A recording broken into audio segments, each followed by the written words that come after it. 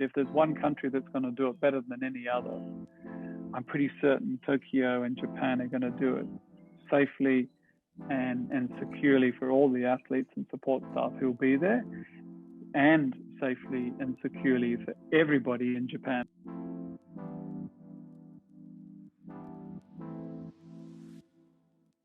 There's less than 2 months to go for the 2021 Summer Olympics, and athletes who are going to Tokyo find themselves in a really difficult catch-22 situation. On the one hand, less than 3% of Japan's population has been vaccinated against COVID-19, and locals and health officials are fiercely opposed to the Games being held as per schedule. On the other hand, the Games have already been pushed by a year, and many athletes see this as their last chance to partake in an event that they've been preparing for their entire life. You spent a considerable part of the last year living with and caring for athletes in these isolated biobubbles, most notably and recently with the IPL and the Rajasthan Royals. Given your experience in these environments and with these athletes, how prepared do you see Japan and Tokyo to be in terms of hosting the Games as per schedule on July the 23rd? If there's one country in the world that can pull this off and do it really well, I'm pretty certain it's Japan. And recce of the Olympic venues just prior to the Olympics, well, the original date for the Olympics. Myself, I spent some time in Japan wrecking the Olympic villages, venues, systems in place. And if there's one country that is capable of pulling it off safely and securely for the athletes, I think it's going to be Japan. Very system-driven, very process-driven, very meticulous about things. So I'm very confident that they can do it. And I'm confident because I've spent a lot of time myself living in bio bubbles and biospheres. And we've now had sort of 15 months or so practice at building these bio-safe or bio-bubble environments to keep our athletes and support staff safe.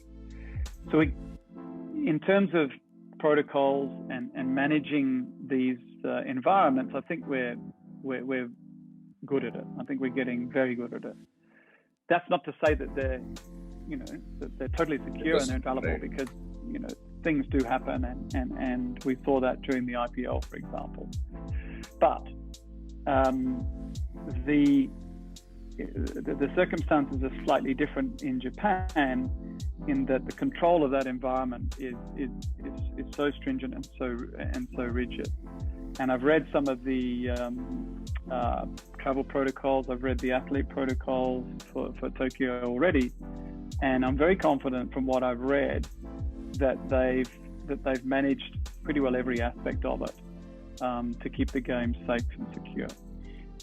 The world within the bubble it's not just about keeping the athlete safe and secure from COVID, it's also managing the environment. And what we mean by that is managing the environment to ensure that they're mentally in a very good space as well as allowing them to perform physically in whatever their chosen sport may be.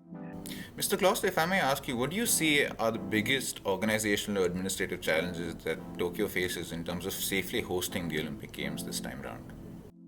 The most difficult component and probably where the greatest risk lies in managing these biobubbles or the movement between these biobubbles is in the travel.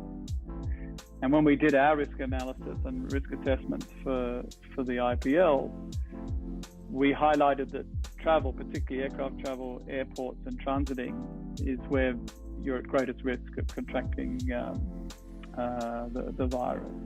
So that's the area that needs to be really strong and really strengthened. And from what I saw in most of the protocols, it seemed like they're doing a really good job of that. When you look at the level of testing that's done beforehand, the way the athletes are being transited to the event, the green corridors that are being established, the bio bubbles and biospheres, the lack of interaction with the general public, the complete sort of protection of these athletes from everybody else.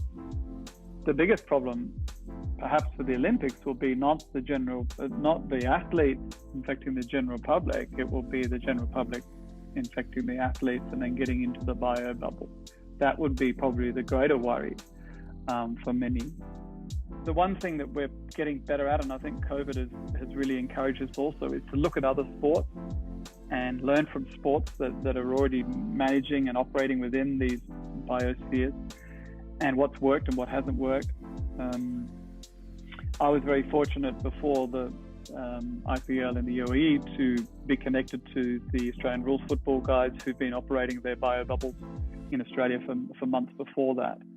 And so we took those learnings into our sport. There are a lot of people who are taking our learnings from IPL and using them in other sports. And I think that's what we all need to do, is we all need to spread our knowledge. We need to share our knowledge. We need to be, this is benefiting all sports, all our learning.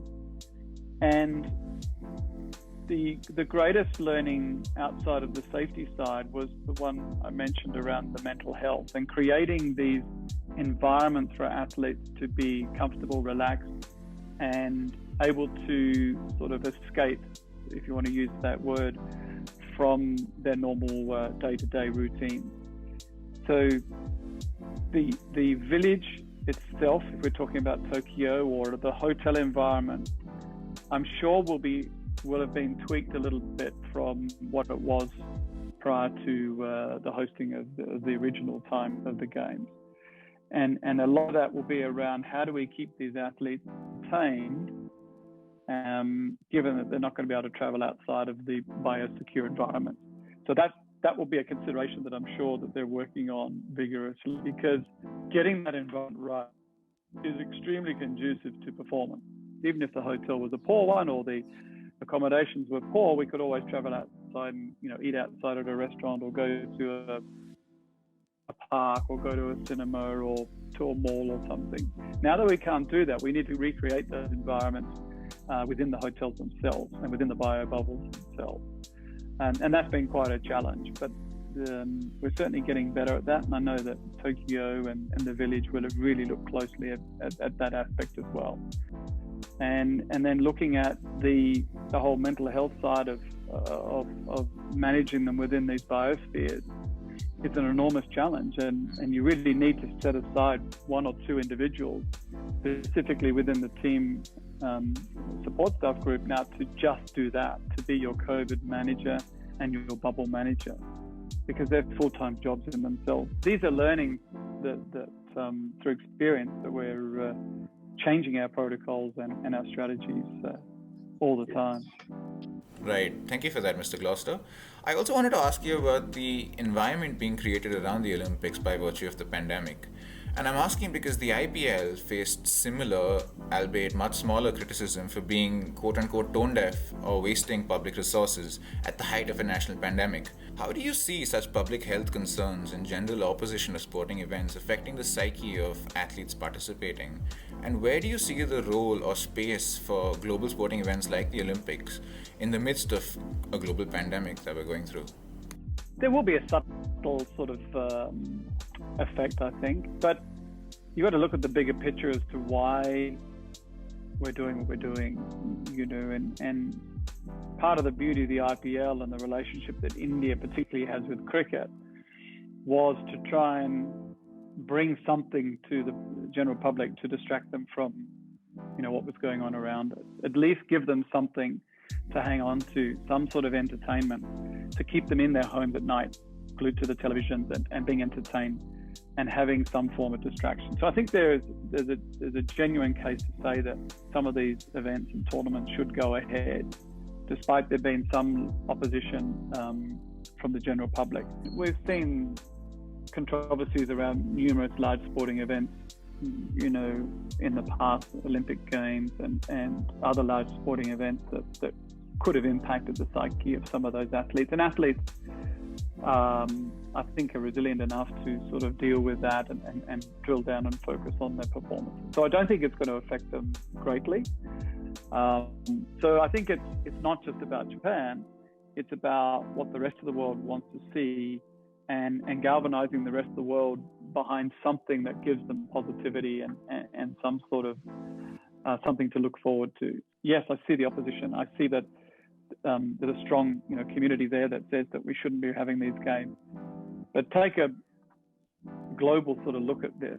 Step back and take a global look at the sports, the history, and what potentially it can bring to that country, which is struggling. It will give them 2 weeks of relief.